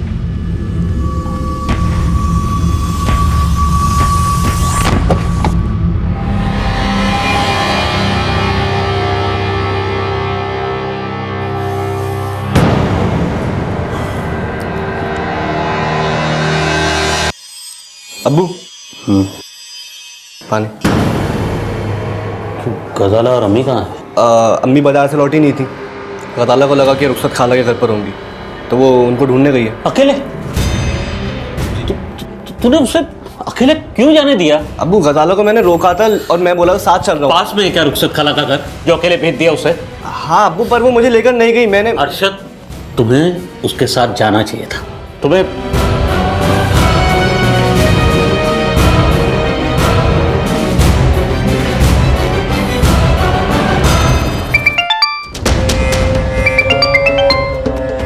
Hello hello hello रहमत भाई गजाला को कोई औरत मार के भाग गई।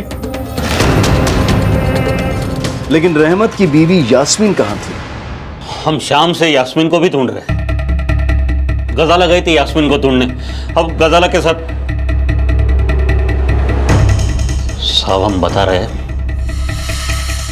इसमें बुलबुल की माँ का हाथ है। बुलबुल की माँ? हाँ साहब, जिसने गजाला पर हमला किया वो औरत थी। चाहे तो पूछे इनसे। हाँ साहब, मैंने उसका चेहरा तो नहीं देखा, लेकिन वो साड़ी पहने हुए है।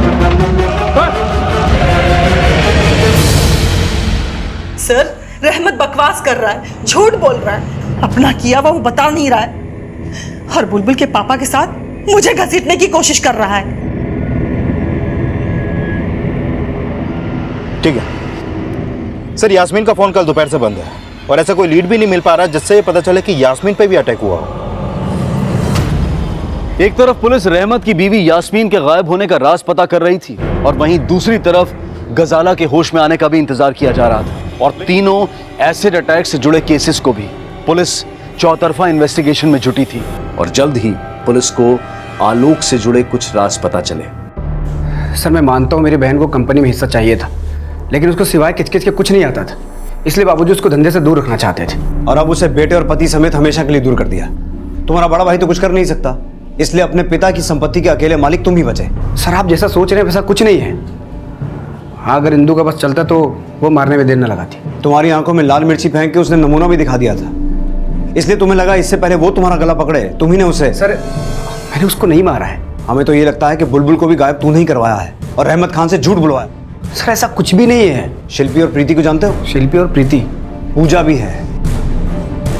और इन तीनों लड़कियों पे एसिड फेंका गया है और इन तीनों लड़कियों का तुम्हारा और तुम्हारे पिता की कंपनी के साथ कनेक्शन है और इन तीनों के साथ तुम ही डील करते थे। एक मिनट, आप कहना क्या चाहते हैं? यही कि इन लड़कियों पे एसिड तुम ही ने फेंकवाया है। आप कुछ भी बोले जा रहे हैं। लेकिन तीन लड़कियों का तुम्हारे पिता और तुम्हारी कंपनी के साथ कनेक्शन होना महज एक इत्तेफाक तो नहीं हो सकता। सर, ये एक इत्तेफाक ही है। हो सकता है इनके पीछे वो कार्तिक का हाथ हो और उसके सुसाइड करने की वजह भी यही हो। अच्छा। हाँ सर, वो दिखने में जितना भोला भाला था, एक्चुअली में उसका कैरेक्टर उतना ठीक नहीं था। एक लड़की ने उस पर मोलेस्टेशन का केस भी डाला था। कौन लड़की? लड़की का नाम मुझे नहीं पता, इंदू दीदी ने मेरे को बताया था, इसलिए उसके साथ ऐसा बर्ताव करती थी वो। जिस पर आरोप लगा रहे हो वो भी मर चुका है और जिसे गवाह बता रहे हो वो भी मर गई है। मतलब उन सबको मारकर अपने आप को बचाने का तरीका सुझा रहे हैं। सर, मैंने किसी को नहीं मारा है और यही सच है।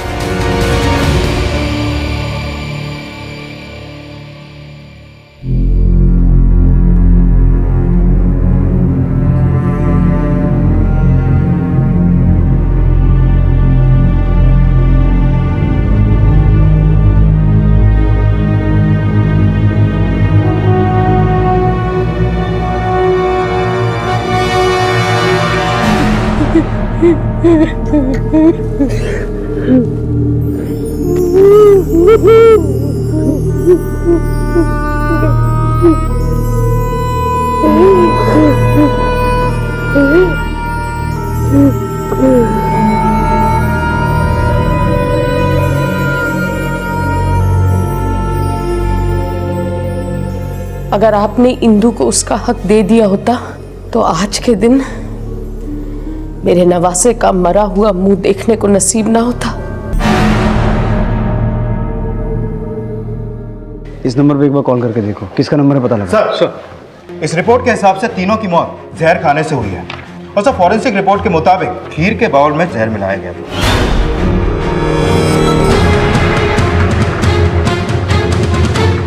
और सर खीर में सिंदूर के ट्रेसेस भी मिले हैं। सर हो सकता है जिसने जहर मिलाया उसका थोड़ा सिंदूर भी खीर में गिर गया हो। लेकिन उस घर में ऐसी कौन सी औरत हो सकती है जो सनी, इंदू और कार्तिक को मारना चाहेगी? सर, केदार सिंह के घर के बाहर एक स्कूटर खड़ा होता है। ये स्कूटर ब्लू कलर का तो नहीं है, लेकिन काफी कुछ वैसा ही है जैसा क्राइम सीन पर देखा गया था।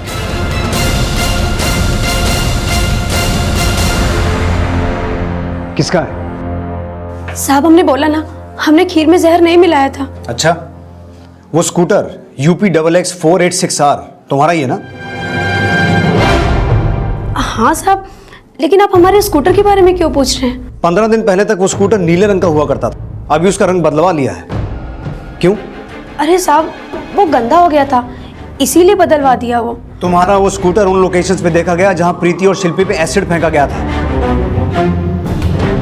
और एक और लड़की पूजा, उसका कहना है कि उस पे एसिड किसी औरत ने फेंका। वो एसिड तुम्ही ने फेंका ना? बोलो।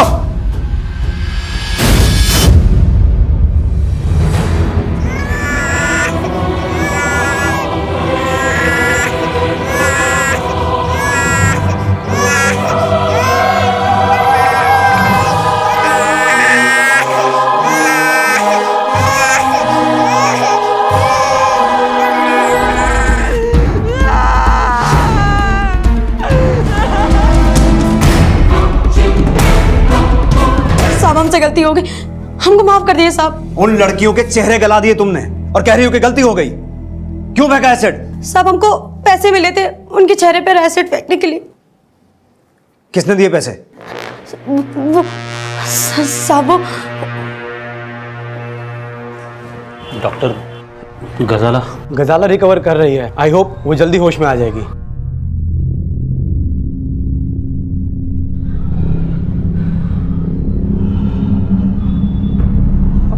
अब्बू गजाला ठीक हो रही है अल्लाह की मेहरबानी से।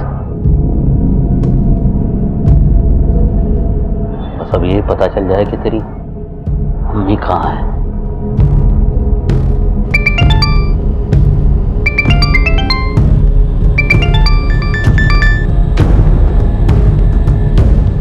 जी भैया जी। कहाँ है तू?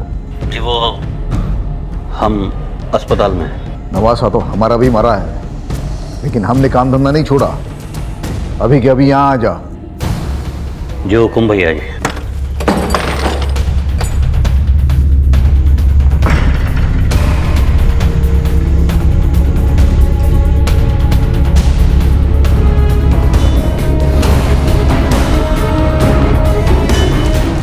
ऋचा कहाँ जा रही हो? ऋचा सुनो बात। ऋचा क्या हो?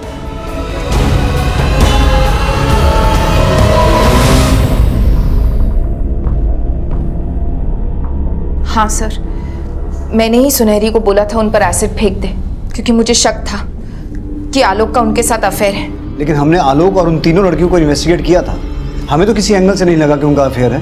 फिर तुम्हें ये गलतफहमी क्यों हो गई? आलोक उन्हें घर लेकर आता था और बाबूजी से मिलाने के बहाने मुझे चिढ़ाता था। वो लड़कियां मुश्किल से 1 या 2 बार तुम्हारे घर आई होंगी। सर मैं आलोक को एक ही नज़र में पढ़ लेती हूँ। सर ऋचा के शक करने की वजह मैं खुद हूँ, लेकिन हमारे रिश्ते में आग लगाने का काम इंदू ने ही किया था। मेरे चेस्ट पे स्किन इन्फेक्शन है सर। शादी से पहले मेरे पेरेंट्स ने आलोक के घर वालों को ये बात नहीं बताई थी, लेकिन इंदू को शक हो गया था और मेरी सुहागरात वाले दिन। Richa I am sorry. मैंने इन्हें समझाने की बहुत कोशिश की, लेकिन ये लोग तसल्ली करना चाहते हैं। तसल्ली तो करेंगे ही। हाँ, हमारे खानदान के आने वाली वारिस को अगर ये बीमारी लग गई तो दिखा दो क्या बीमारी।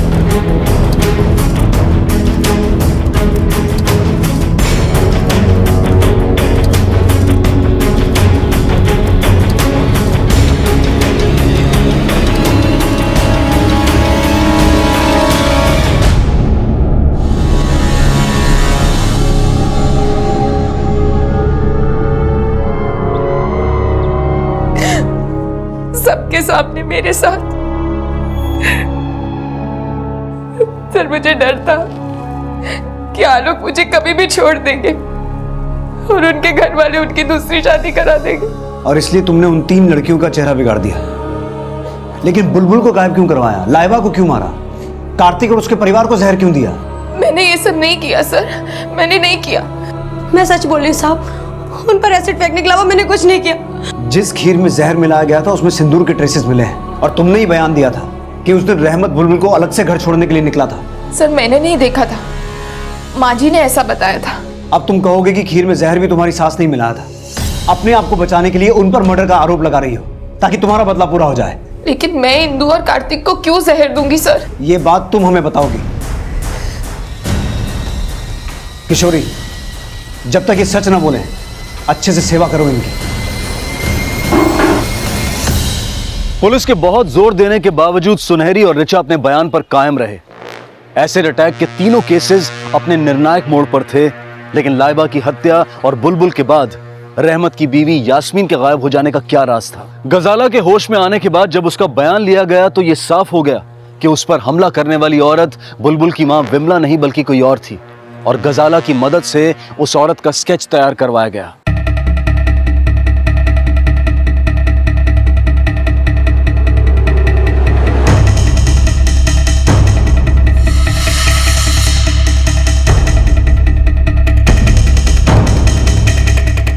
कौन है ये?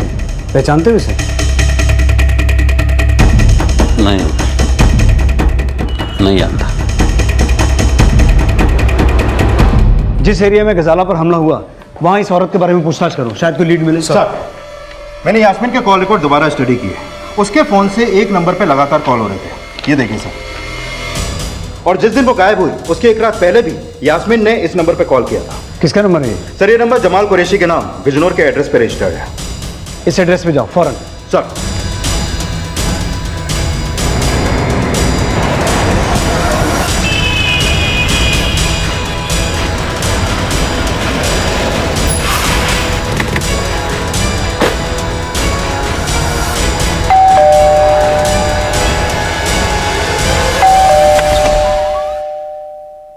जी साहब।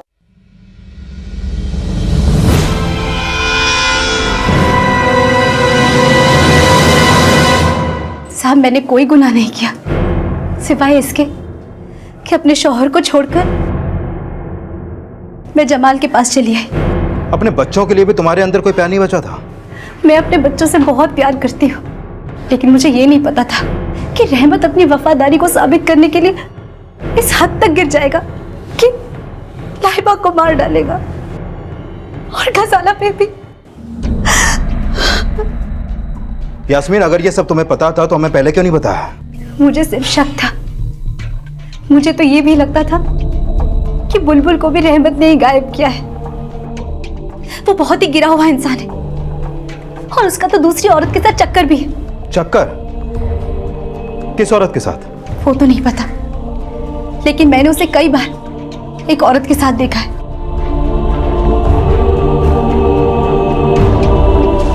क्या यही थी वो औरत? हाँ साहब, यही है वो। अब हमारा किसी औरत के साथ कोई चक्कर नहीं था साहब। सच में वो जिन्नत से मिलता था साहब। कोई चक्कर वक्कर नहीं था मेरा साहब। तेरा चक्कर नहीं था तो मिलता क्यों था उससे, और उसे पहचानने से इनकार क्यों किया था पहले? मजबूर थे सर, हम कुछ बोलते तो आप हमारे बेटे को अंदर कर देते। बेटा, जिस औरत ने आप पे हमला किया था आप उसका स्केच बनवा सकते हो? हाँ सर। शर्मा। सर।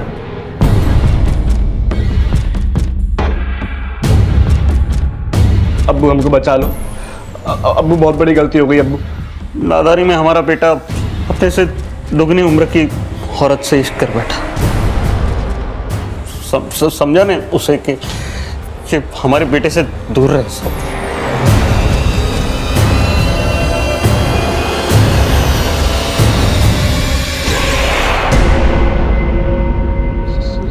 सर अब्बू हमारे रिश्ते के खिलाफ थे, तो हमने और जीनत ने सोचा कि हम अगर सबको मार देंगे तो अब्बू की सारी जायदाद मेरे नाम हो जाएगी और सर हम शादी कर लेंगे।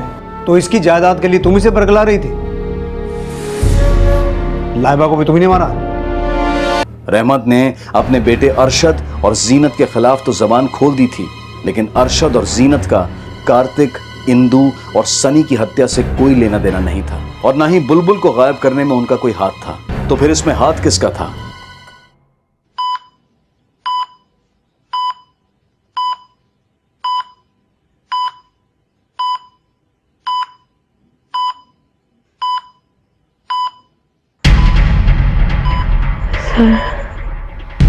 मैंने ही कार्तिक की खीर में जहर मिलाया था, लेकिन मुझे नहीं पता कि वो खीर इंदू और मेरे सनी की मौत का कारण कैसे बन गई।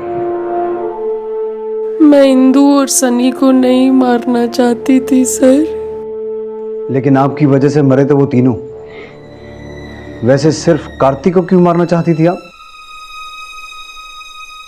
कार्तिक ने बुलबुल के साथ।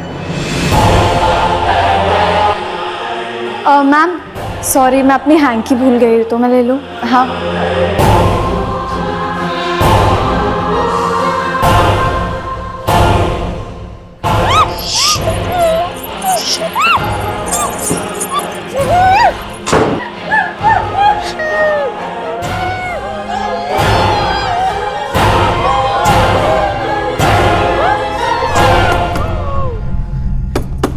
कार्तिक ने बहुत देर तक दरवाजा नहीं खोला और जब खोला तो वो झूठ बोलने लगा।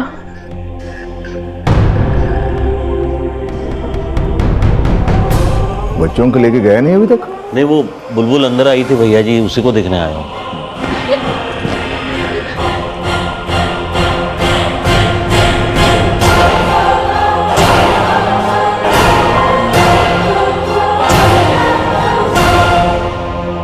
हमने रहमत खान को आपसे झूठ बोलने के लिए बोला था। हमने इसको बोला था कि बुलबुल की गली के बाहर खाली गाड़ी जाके खड़ी करो ताकि आसपास के लोगों की गवाही उसे मिल सके। और बुलबुल की बॉडी के साथ क्या किया?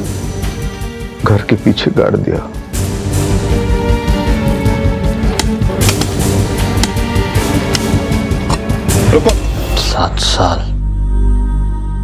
सात साल की उम्र से हम भैया जी की वफादारी कर रहे हैं। भैया जी ने हमें बताया कि बुलबुल गलती से फिसल कर गिर गई और उसका सिर मेज से टकरा गया। नहीं जानते थे सब, हम सचमुच नहीं जानते थे कि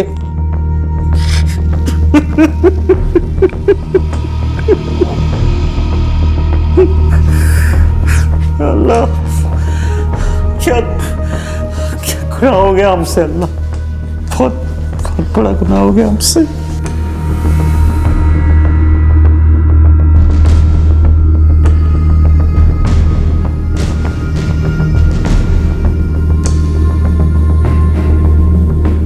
जिस इंसानियत की इंसान से उम्मीद की जाती है वो अक्सर भूल, गलती और अपराध के नाम से अंदर का इंसान भी मार देती है। माना कि अपना किया सबको भुगतना पड़ता है, लेकिन जो शिकार बनते हैं उनकी आप बीती किसी भूल के सुधार, गलती के पश्चाताप और अपराध की सजा से भी बदली नहीं जा सकती।